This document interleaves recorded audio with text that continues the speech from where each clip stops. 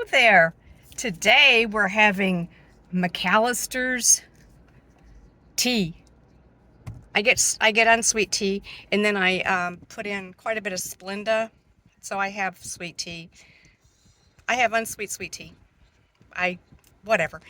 Um, I just read this little article. I'm always finding these articles about the difference between today's people, millennials, and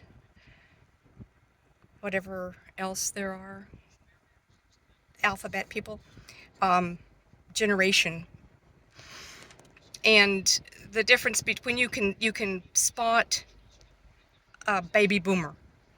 You can spot the boomers when you're dining. And one of the things they said is that boomers have use good etiquette. They don't put their elbows on the table. Do today's people just eat like dogs at a bowl?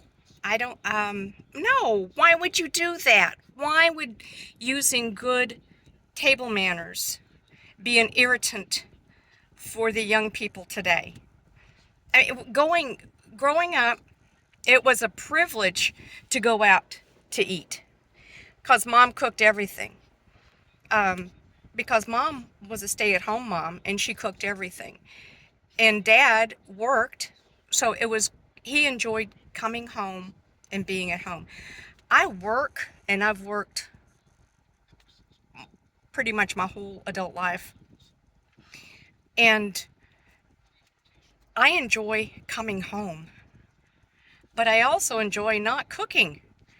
I like to go out, but I also like using good manners. Like, we don't put our elbows on the table. I do the bad thing of texting because, my goodness, I need to take a picture of my food because somewhere in, was it the early 2000s, was it the late 1990s, people became foodies, and flavors and combinations and cooking techniques were available for everyone. When I was a kid, we, well, maybe it was just my mother and her cooking. White bread, like rainbow bread, or, yeah, rainbow bread with the little red dots on it, um, or the multicolored dots, excuse me. White bread, Miracle Whip, iceberg lettuce, one slice of red ring bologna. See, I lived in the South, and I did not know that there were delicious flavors of bread anywhere. Delicious bread was not in my house. A loaf of store-bought white bread was what I had in my house.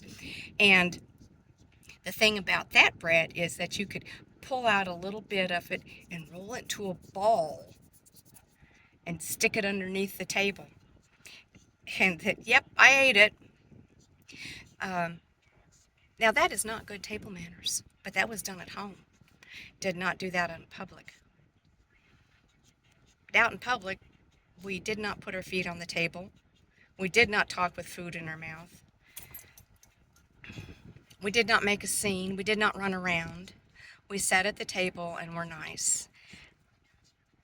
And that's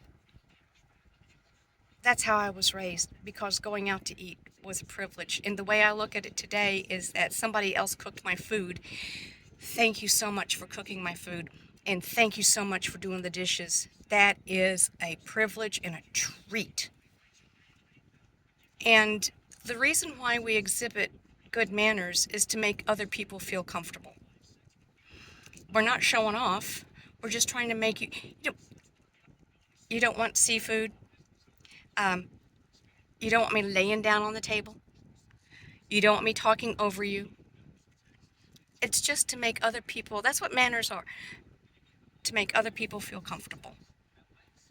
That's all. So, do today's kids, you people who are, don't even like to be called you people, humans, you humans, Um, you just you do you like seeing seafood?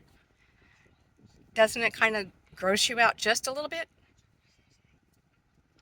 And talking over each other and not being heard, does that not bother you? You just live a free for all life. I don't know. But it's not so much being a boomer that we have manners. It's just people who want other people to feel comfortable in their presence. Um, and I would ask you if you're being marvelous today. I'm being comfortable today, as you can tell by this mess. But I had to talk to you about manners and why Generation Jones, baby boomers, Gen X,